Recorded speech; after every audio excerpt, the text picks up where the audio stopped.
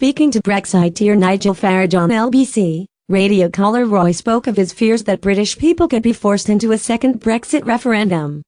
Roy said, "I'm beginning now. I've been absolutely certain since we voted that we would be out. But doubts are creeping into my mind now. Of course, these traitors are all within our own country trying to overturn the democratic position. I'm a kid of the 30s, I was born in the early 30s, and I can't believe what I'm seeing and what I'm hearing." Get to Brexit news. George Soros said the campaign will start for second Brexit vote in the next few days. These traitors are all within our own country trying to overturn the democratic position. Radio caller that MPs whose whole constituencies vote to leave, these people don't represent them and don't have the moral courage to resign. Mr. Soros, who is backing Remain activists from the Best for Britain to keep Britain in the EU, said the bloc was in an existential crisis and the campaign for a second Brexit referendum will begin in the next few days. Mr. Farage also hit out at the billionaire businessman and said he suggested that the UK have not yet conclusively decided whether it wanted to leave the EU. Really, Mr. Soros?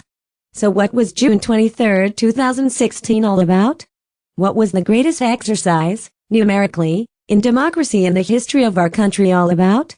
Speaking at a summit organized by think tank European Council on Foreign Relations in Paris on Tuesday, Mr. Soros said Brexit was an example of territorial disintegration, which is an immensely damaging process and harmful to both sides. Mr. Soros claimed the UK had not yet made a conclusive decision on its EU exit and said it is up to the British people to decide what they want to do. He said, "It would be better, however, if they came to a decision sooner rather than later. That's the goal of an initiative called the Best for Britain, which I support." Best for Britain fought for, and helped to win, a meaningful parliamentary vote which includes the option of not leaving at all.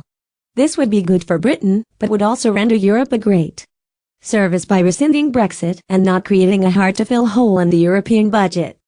But the British public must express its support by a convincing margin in order to be taken seriously by Europe. That's what the Best for Britain is aiming for by engaging the electorate.